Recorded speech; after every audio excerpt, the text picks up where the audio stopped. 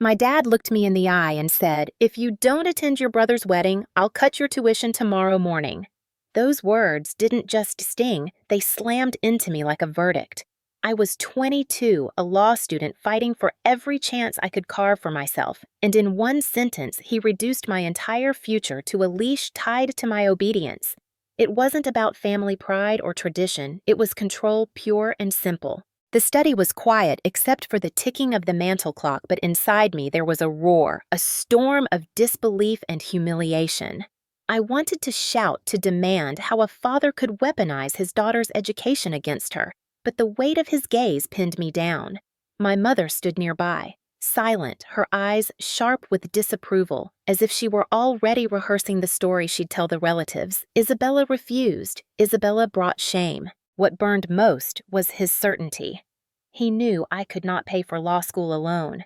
He knew every cent of tuition he held in his hands was a wall between me and the career I had sacrificed sleep, health, and joy to pursue.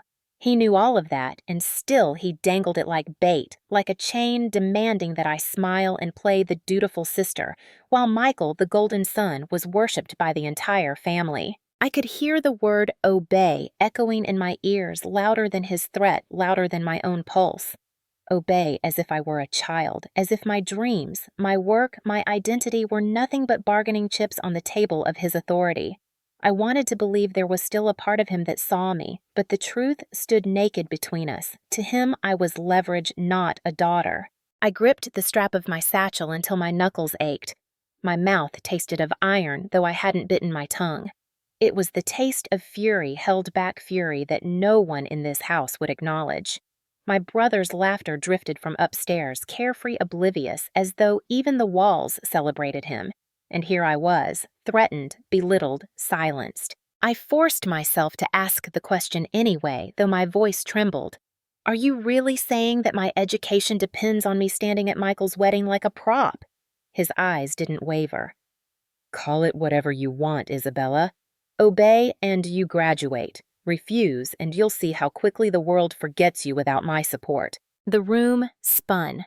The law textbooks stacked in my bag felt suddenly like fragile dreams, paper shields that could be ripped away with a single stroke of his pen.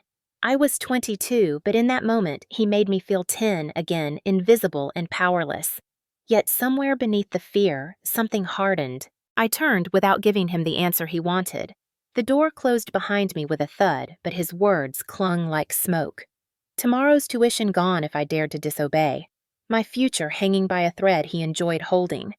I knew then that the wedding would not just be a ceremony. It would be a trial, and for the first time in my life I was ready to fight back. When I was a little girl, I used to line up my report cards on the kitchen counter, waiting for my father to glance at the neat rows of A's and the teacher's notes praising my work. I remember clutching my science fair ribbon at 10 years old, my heart swelling, thinking this would be the moment he finally saw me. He walked past without a word, eyes fixed on Michael, who had just scored 2 points in a middle school basketball game. My ribbon slipped from my fingers and fell to the floor, and nobody noticed but me. That was the rhythm of my childhood. My achievements swallowed by silence, his mistakes wrapped in applause. When I stayed up until dawn perfecting an essay, I was told, "Don't strain yourself, you're just a girl."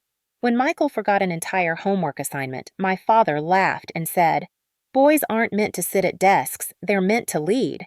Those words carved themselves into me, carving out the hollow space where a daughter's worth should have been. My mother reinforced it with every sigh, every dismissive shake of her head. "Help your brother," she'd command when Michael couldn't manage his own chores. "Don't argue, Isabella, you're his sister. One day he'll provide for this family, not you." It didn't matter that I cooked dinner when she was tired or cleaned the house when she wanted to rest.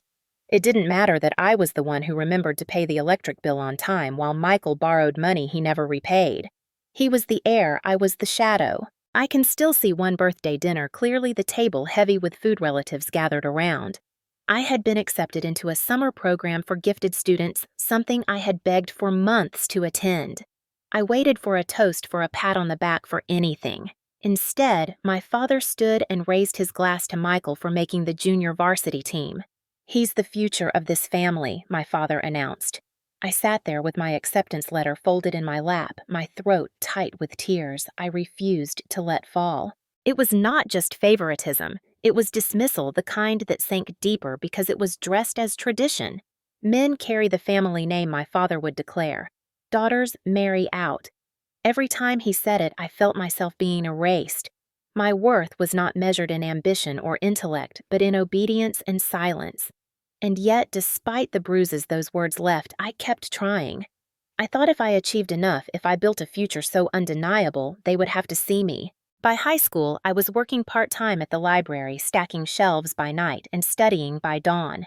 I applied for scholarships in secret, filling out forms at the kitchen table while everyone else slept. When the acceptance letter for law school came, I cried in my dorm room alone, because I knew the news would be met not with pride, but with indifference. And I was right. My father said law is a man's field. Don't waste your youth proving something you'll never be. Each memory felt like a cut that had never healed, and sitting in his study that night, hearing him tie my future to Michael's wedding, all of them bled fresh. It wasn't just about tuition. It was about a lifetime of being told that no matter what I did, I would never measure up, never matter, never belong. The wedding demand was not new. It was simply the loudest echo of everything I had endured since childhood, and as his words replayed in my head, I felt the little girl inside me clutching her ribbon again, watching it fall to the floor unseen. Only this time, I wasn't 10 years old. I was 22, and I was done waiting for anyone to notice. When I first stepped onto the campus of Ohio State's law school, I thought maybe finally my life would stop being measured against my brother's shadow. The brick buildings rose tall against the sky. The library's stained glass windows caught the morning sun, and I breathed in a sense of possibility I had never known. I told myself that if I worked hard enough, if I clawed my way through case studies and endless reading, even my father would be forced to see that his daughter was more than a placeholder. In those first weeks, I lived on adrenaline and hope.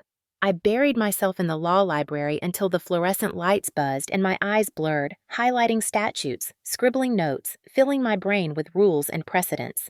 Every A on a paper, every word of praise from a professor felt like a tiny victory, a stone laid in the foundation of the future I was building. At night, walking back to my dorm in the chill Ohio wind, I would picture myself in a courtroom strong and unshakable, my name spoken with respect. I clung to those images the way a drowning woman clings to driftwood. And for a while, I believed things were changing. I emailed my father a scanned copy of my first exam score, an A, with the professor's note. Outstanding analysis. I waited for a reply. Hours passed, then days. Finally, a short message blinked onto my screen. Did Michael see this?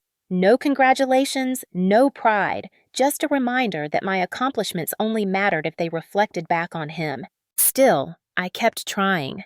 When Michael called to boast about a job interview he hadn't prepared for, my father's voice swelled with pride over the phone. When I mentioned that I had secured a coveted internship with a local firm, he responded with a distracted, "That's nice." My mother, meanwhile, sighed at my late nights, warning me that no man would want a wife who lived at the library. The old chorus returned louder than ever, Michael the future, Isabella the burden. The hardest blow came last Christmas. I had been invited to shadow a judge in Columbus, a rare opportunity for someone my age. I rushed home eager to share the news, thinking maybe, just maybe, this would be the moment they looked at me differently. But the living room was already filled with laughter, the fireplace roaring. My relatives gathered around Michael, who had just announced his engagement to Vanessa. The air buzzed with congratulations, champagne glasses clinking. I stood in the doorway with my acceptance letter in hand, invisible once again. When I tried to speak, my mother shushed me. "Not now, Isabella, your brother is making us proud." I smiled through the celebration, clenching the letter in my fist until the paper crumpled. That night, lying in my childhood bedroom, I stared at the ceiling and felt the weight of defeat pressing on my chest. Every time I thought I had climbed high enough to be seen, they raised the bar or looked away. Hope was a cruel trick, dangling recognition just out of reach, leaving me emptier each time I stretched for it. But beneath the disappointment, a seed of something else began to grow. I realized I could no longer chase their approval like a dog chasing scraps. If they could not see my worth in the light of my achievements, then I would build a life so solid, so undeniable, that their blindness would no longer matter. Yet even as I vowed this in the darkness, I did not know how soon my resolve would be tested, or how the wedding, the glittering stage set for Michael's triumph, would force me to choose between silence and the voice I had spent years burying. The first time I saw the invitation to Michael's wedding, it looked less like a family celebration and more like a glossy magazine spread. Heavy cream paper with gold-embossed lettering, the kind that smelled faintly of money and arrogance, slid out of the envelope my mother handed me with a tight smile. "Your brother deserves the best," she said, as though daring me to disagree. The venue was printed in bold, "The Grand Astoria Hotel, New York City," a place I had only ever seen in magazines, chandeliers dripping with crystals, rooms lined with velvet curtains. It screamed wealth, spectacle, and pride. For weeks leading up to the event, the house buzzed with preparations. Boxes of custom suits arrived for Michael, each one tailored to perfection, while my mother fretted over floral arrangements and champagne selections. My father barked orders about guest lists, boasting of the politicians and business associates who would be present. It wasn't just a wedding, it was a stage on which they intended to parade their son as proof of the Carter family's greatness. And then there was me. I was informed without being asked that I would serve as a bridesmaid in case one of Vanessa's friends couldn't make it. My dress was chosen for me, a pale shade of pink that washed me out, fitted poorly, as if my very presence had been considered an afterthought. When I protested, my mother cut me down with a glance. "Don't embarrass your brother. Just be grateful you were included at all." Every detail reinforced my place in this theater, the outsider standing at the edge of the stage, allowed to exist only to highlight Michael's glow. At dinners, conversations swirled around me. Honeymoon destinations, Vanessa's designer gown the celebrity photographer hired for the event. Not once did anyone ask about my classes, my exams, or the sleepless nights I was spending preparing for moot court. My father simply reminded me again and again, "Stand straight, smile, and for once don't ruin things." The sheer extravagance of it all made me ache. I watched them pour thousands of dollars into ice sculptures shaped like swans, into monogrammed napkins no one would notice, into a rehearsal dinner that could have paid for my entire semester's tuition. And still, I was the one threatened with financial ruin if I did not attend. Their hypocrisy was so glaring it nearly blinded me. The closer the day approached, the heavier the weight on my chest became.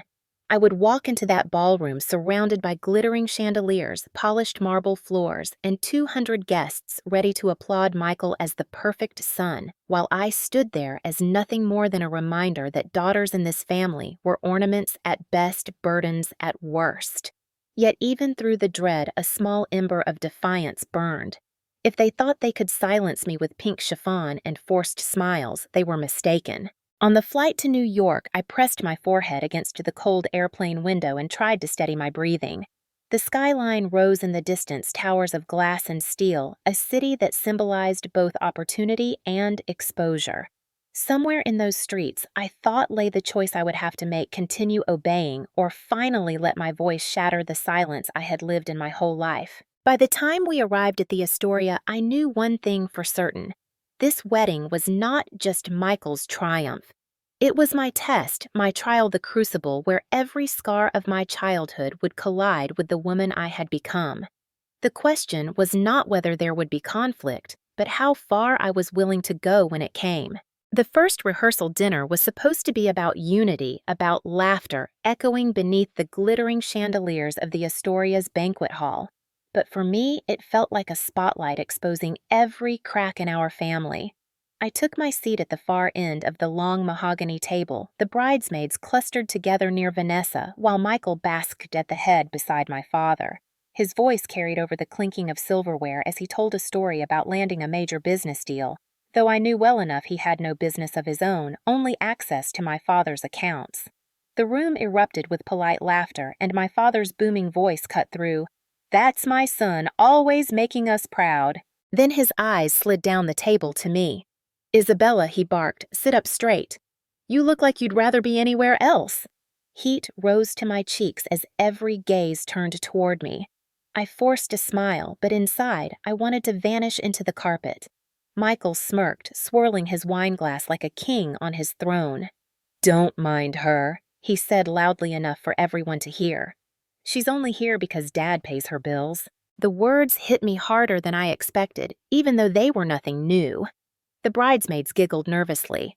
Vanessa offered a pitying smile, and my father chuckled as if the insult were charming. I dug my nails into my palms beneath the table, trying to swallow the lump in my throat.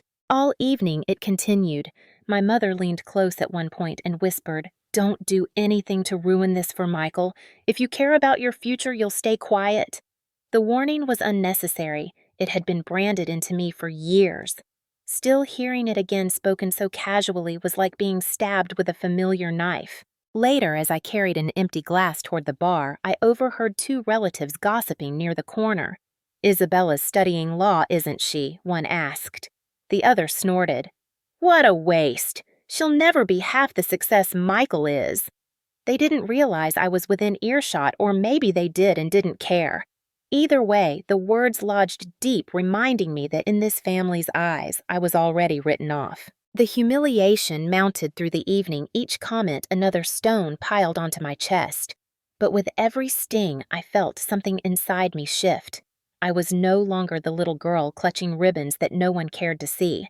I was 22, carrying the knowledge of cases and statutes, carrying proof that truth mattered even when families refused to hear it. And I was tired of being silent. When Michael raised his glass to toast himself, thanking our parents for making him the man he is today, the applause was thunderous. I clapped once, hollowly, my jaw tight. In that moment, I realized this wedding wasn't just a performance of love.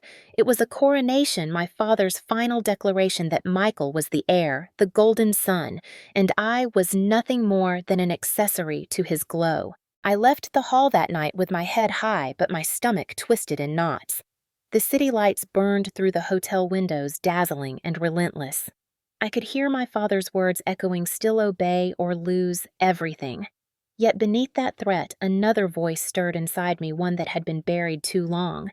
It whispered of boundaries, of justice, of the possibility that this stage they had built for Michael could also become the place where truth finally shattered the illusion. The tension was coiling tighter with every passing hour, and I knew the breaking point was coming. The only question was whether I would be the one to shatter the silence, or whether I would let them break me one final time. The morning after the rehearsal dinner, I woke with a pounding in my temples, my mind replaying Michael's smirk, my father's laughter, my mother's warning. I wandered the gilded hallways of the Astoria in search of quiet, craving a moment where I could breathe without eyes on me. The hotel's business lounge sat empty, a row of computers glowing softly in the early light. I slipped inside, grateful for the silence. That was when I saw him. Michael hunched over one of the computers, whispering urgently into his phone. His tone was nothing like the swagger he'd paraded at dinner. It was sharp, frantic, desperate. "No, the wire has to clear before the ceremony. Do you hear me? If we don't lock it in now, Dad will notice the missing funds." He clicked furiously, pulling up files, his hand slick with sweat as he wiped it against his suit. My stomach clenched. I ducked behind a column, heart hammering. On the screen, I caught a glimpse of numbers, long columns of transactions accounts, shifting money back and forth, balances drained to nearly nothing.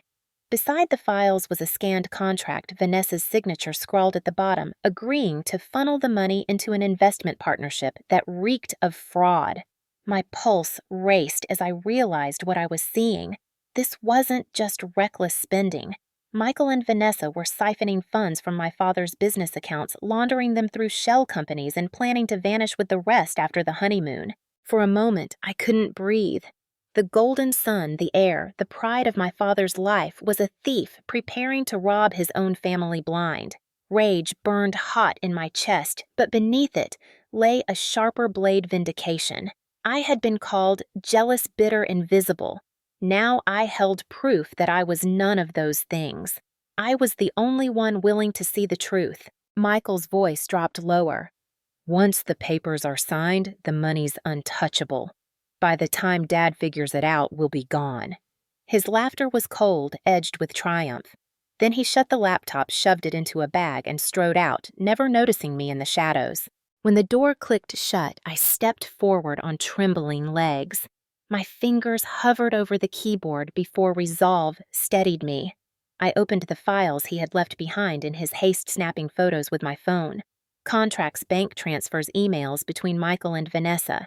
Each click of the shutter felt like a hammer driving nails into the coffin of the illusion my parents had built. By the time I closed the computer, my hands shook, but my evidence was secure. I returned to my room, locking the door behind me, my breath ragged. On my phone screen, the images glowed back at me, proof of fraud betrayal spelled in black and white. I sank onto the bed, clutching the device like a lifeline. The realization hit me like a tidal wave. I had the power now. For once, Michael's arrogance had handed me the weapon I needed. Yet dread crawled up my spine. I knew what would happen if I confronted my father. He would refuse to believe me, dismiss me as jealous again. He would accuse me of lying, of fabricating the evidence. My mother would scold, my relatives would whisper. Michael would sneer. Still, as I stared at the photos, a single truth anchored me, whether they believed me or not. The facts existed. Justice was no longer a dream. It was in my hands. I closed my eyes and felt the weight of years pressing down the report cards, ignored the birthdays, overshadowed the lectures about obedience. All of it led to this moment. My father's threat to cut my tuition still rang in my ears, but now it felt hollow compared to what I held. Tuition could be replaced. Justice could not. For the first time in my life, I was not afraid of being invisible. I was terrified of what would happen when I finally stepped into the light. I waited until evening, clutching my phone like it was both shield and sword. The ballroom glittered with rehearsals, servers rushing between tables, florists arranging roses in tall crystal vases. The Carter family name was on full display, and I knew the second I spoke I would become their enemy. Still, the truth weighed heavier than silence. I found my father in one of the side parlors reviewing the seating chart with my mother.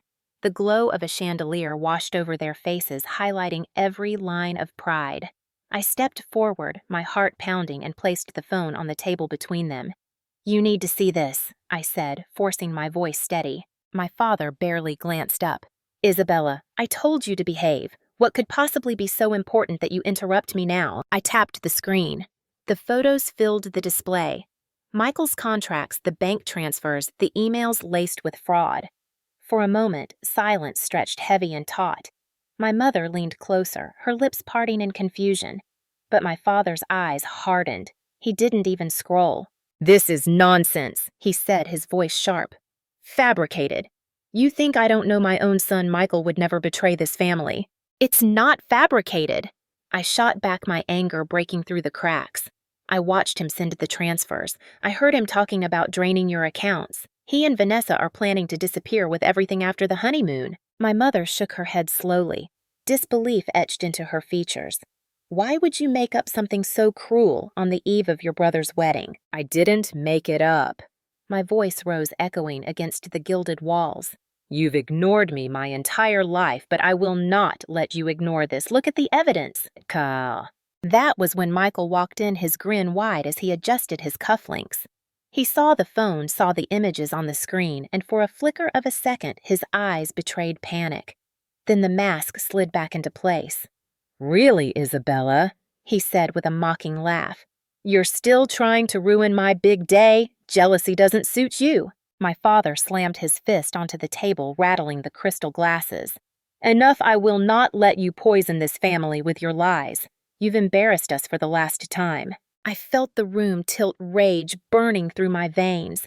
"You think this is about embarrassment? This is about justice, about truth. He's stealing from you, and you're too blinded by favoritism to see it." Michael stepped closer, his smirk cutting deeper than any blade. "You're pathetic, Isabella. Always desperate for attention, and now stooping to inventing fairy tales. Nobody believes you. Nobody ever will." The words struck familiar and cruel, but this time I refused to shrink. My hands trembled, but I kept my eyes locked on my father.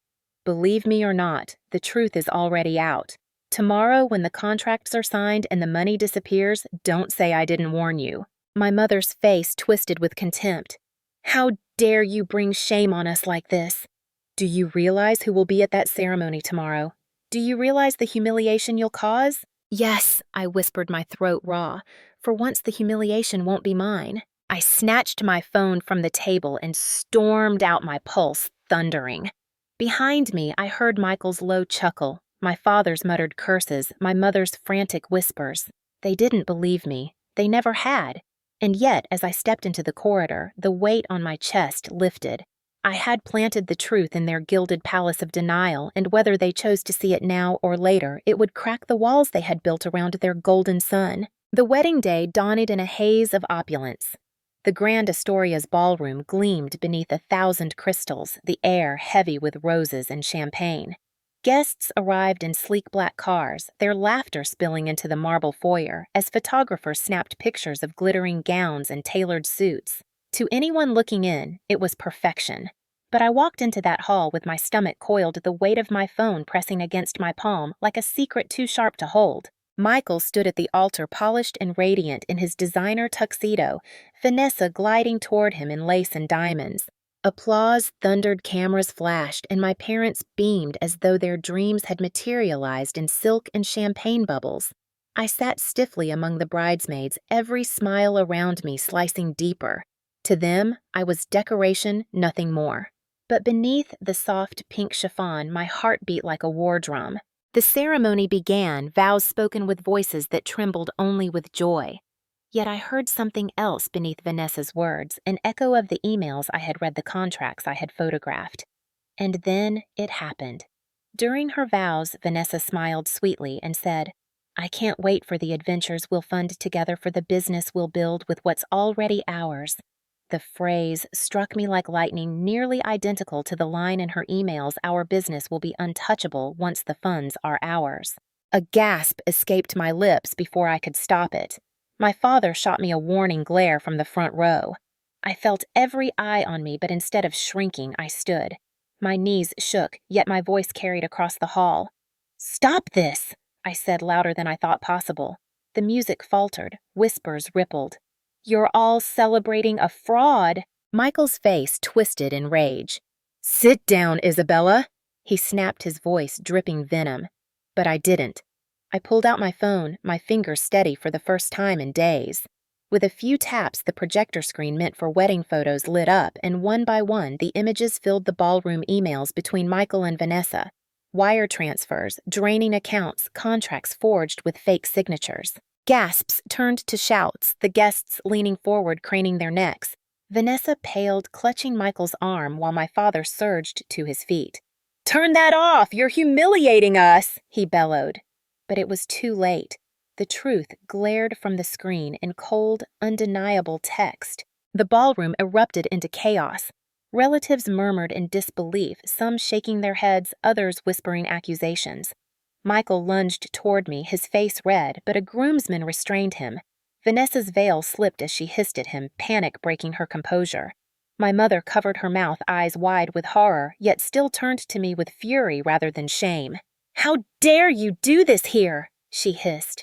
"How dare he steal from all of you?" I shot back, my voice trembling but unbroken. "You made me invisible my whole life.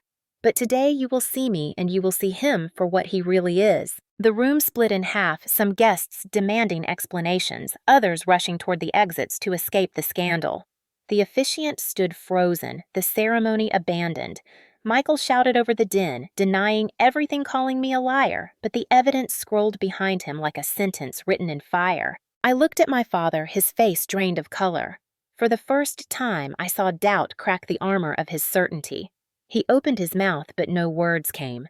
And in that silence, I felt the balance shift.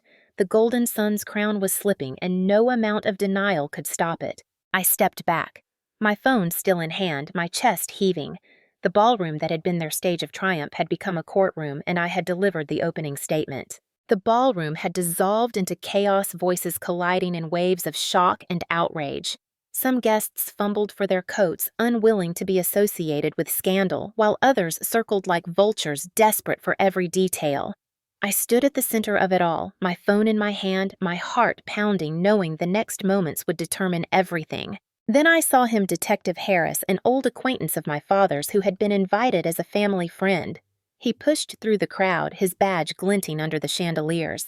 What's going on here? He demanded, his eyes scanning the frantic guests before landing on the screen, still glowing with incriminating evidence. I swallowed hard and stepped forward. Michael Carter.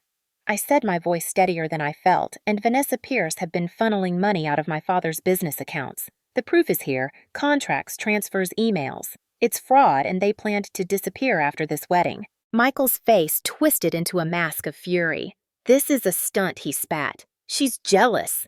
She's always been jealous. You can't take the word of some pathetic little sister over mine. Detective Harris ignored him, gesturing toward the screen. Show me. I handed over my phone, my fingers trembling. Harris scrolled through the photos, his frown deepening with each one. These are serious documents, he said. If this is genuine, it's a crime. He turned sharply to my father. Richard, we need to verify this immediately. My father sputtered, his face blotched red. This is a family matter. It can be handled privately. No, Harris cut him off. Fraud on this scale isn't a family squabble. It's felony theft. If what I'm seeing is correct, we're talking about prison time. Gasps rippled through the crowd. Vanessa's face drained of color, and she clutched Michael's arm as though she could hold him back from the tidal wave crashing toward them. Michael wrenched free, his voice breaking into a roar. You can't prove anything. This is all fabricated. But Harris had already pulled out his radio, murmuring into it with brisk efficiency. Within minutes, uniformed officers pushed through the doors, their presence slicing the noise of the ballroom into silence. The sight of handcuffs gleaming under the lights froze everyone in place. Michael tried to bolt, shoving past a table laden with champagne flutes, but two officers caught him, pinning his arms. Glass shattered across the marble floor as his shouts echoed through the hall. You'll regret this, Isabella. You think you're better than me. You're nothing without Dad. Vanessa sobbed, mascara streaking down her cheeks as another officer led her aside. She babbled excuses, claiming ignorance, claiming she thought the accounts were gifts. But the contracts bearing her signature glared back from the screen, damning her with every stroke of ink. I stood rooted to the floor, my breath ragged, watching the empire my father had built on favoritism collapse in real time. Guests whispered in horrified fascination, phones lifted discreetly to record the scandal already racing beyond these gilded walls. My mother wept quietly in the corner, though whether for Michael's fate or for her own humiliation I could not tell. As Michael was dragged toward the doors, he turned his head, his eyes burning with hatred. For once, I did not look away. For once, I was not the one shrinking under judgment. Detective Harris returned my phone, his voice low but firm. You did the right thing, he said. It takes courage to stand up against your own blood, but justice is justice. Justice. The word echoed inside me, heavy and steady, anchoring me against the storm. For the first time, I felt taller than the chandeliers above me, steadier than the marble beneath my feet. The Golden Brother had fallen, and the truth had finally claimed its place in the light. The days that followed the wedding felt like watching a tower topple brick by brick, each collapse echoing louder than the last. News outlets picked up the story within 24 hours, heir to Carter Holdings arrested at own wedding. The headlines splashed across every local paper, then bled into national coverage reporters digging into every corner of Michael's life. The once golden son was now a cautionary tale, his mugshot plastered alongside photos of the extravagant ceremony turned disaster. My father tried to contain the damage. He called press conferences, insisting it was a misunderstanding, that the family was cooperating fully. But no spin could erase the images of Michael in handcuffs dragged from the ballroom where roses still lay trampled on the floor. Investors pulled out of deals, clients canceled contracts, and within a week, Carter Holdings was hemorrhaging money. The empire my father had paraded so proudly began to crumble in full view of the community he had once dominated. For Michael, the consequences were immediate. Formal charges of fraud and embezzlement were filed. His bail was set higher than my father could scramble to pay. Court hearings loomed, each one dragging more secrets into the open. The accounts he and Vanessa had drained were frozen, their assets seized. Vanessa herself faced charges of conspiracy, her tear-streaked face appearing in tabloids beside Michael's sneer. Their dream of disappearing into luxury had transformed into a nightmare of indictments and prison walls. At home, the fallout was suffocating. My mother moved through the halls like a ghost, her once sharp tongue dulled to whispers of shame. Neighbors avoided her in the grocery store, whispers trailing like shadows. She wept into her hands at night, but not once did she apologize to me. To her, the tragedy was not what Michael had done, but that I had exposed it. My father raged. He stormed through rooms, barking into phones, blaming everyone but himself. He cursed the police, the journalists, the judges, even me. Especially me. "You destroyed this family," he spat one night, his voice hoarse from shouting.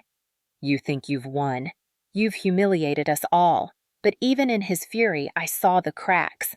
His once booming authority was hollow, now stripped of the illusion that had shielded him for decades. His golden son was a criminal, and no amount of denial could erase it. Relatives who had once smirked at my ambitions now avoided eye contact. Some called in hushed voices, offering sympathy wrapped in gossip. Others turned cold, blaming me for airing dirty laundry. Yet beneath their judgment, I could hear something else: fear. Fear that their own loyalties had been misplaced, fear that they had celebrated the wrong child all along. And for me, for the first time, I felt the strange calm that comes when truth finally claws its way into daylight. I no longer carried the burden of silence, no longer bent under the weight of their dismissals. The little girl clutching her ribbon had finally been seen, though not in the way she once imagined. Still, the cost was heavy. My father made good on his threat, cutting off my tuition payments the next day. But instead of panic, I felt resolve. Professors rallied behind me, one securing a scholarship through a legal foundation, impressed by my courage. I took on extra work at the library, stretched meals thin, but every sacrifice felt lighter now because it was mine, not forced by his leash. The Carter family name lay in ruins, and though the world would remember Michael's fall as scandal, I would remember it as liberation. For once, the consequences did not fall on me. They fell where they belonged, on the shoulders of the brother who had been raised as untouchable and on the parents who had chosen blindness over justice.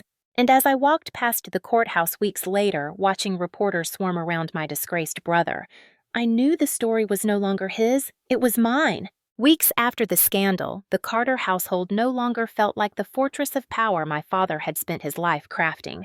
The grand foyer, once buzzing with business associates and relatives, stood silent, the marble floors echoing with absence.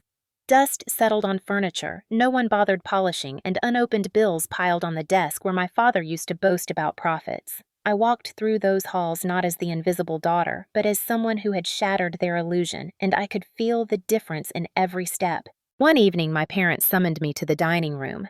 The same long mahogany table where I had been humiliated countless times now seemed smaller, weaker. My father's voice was strained, stripped of its former thunder. "Isabella, he said you need to help us. Your brother is facing trial. With your knowledge, with your connections at law school, you could make a difference." I almost laughed at the audacity. For years, I had begged them to see my achievements, and now, when their empire was crumbling, suddenly my work mattered. My mother's eyes were red, her hands trembling as she added, "He's still your brother. Families forgive, families protect their own." I set my books on this table, the weight of them deliberate. "You taught me that obedience was worth more than truth. You made me invisible while Michael could do no wrong. Now you want me to save him from the justice he deserves." I leaned forward, my voice steady. "I will not. Justice doesn't bend for golden sons. It never should have." My father's face darkened, his hand slamming against the table, but the echo no longer rattled me. For the first time, I saw him not as a giant towering over me, but as a man stripped of the shield his son had provided. His power meant nothing without my compliance, and I refused to give it. That night, I packed my suitcase. I moved into a small apartment near campus. Nothing glamorous: peeling paint, secondhand furniture, rent paid with my library shifts, and the scholarship I had fought to secure. But it was mine. Every book on the shelf, every note pinned to the wall, every hour I poured into my studies belonged to me alone. In class, professors nodded when I spoke. In moot court, my arguments drew applause. For the first time, I wasn't performing for parents who would never clap. I was building a future for myself, a future grounded in truth, not obedience. And slowly the bitterness began to lift. One afternoon, my professor pulled me aside. "Courage in the face of injustice is the mark of a true lawyer," she said. "What you did at that wedding, that's the kind of strength this world needs." Her words settled into the hollow places my family had carved, filling them with something new validation, not from blood, but from merit. When I thought of Michael now, it wasn't with envy or despair. It was with clarity. He would face the court, not the applause. He would sit in a cell, not a throne. And I would walk into courtrooms not as his sister, not as the forgotten daughter, but as Isabella Carter, a woman who had learned that silence was the sharpest wound and truth the sharpest weapon. I didn't forgive my parents. Not then. Maybe not ever. But I released the weight of their blindness from my shoulders. I set boundaries they could not cross, walls they could not tear down. For once, I chose myself.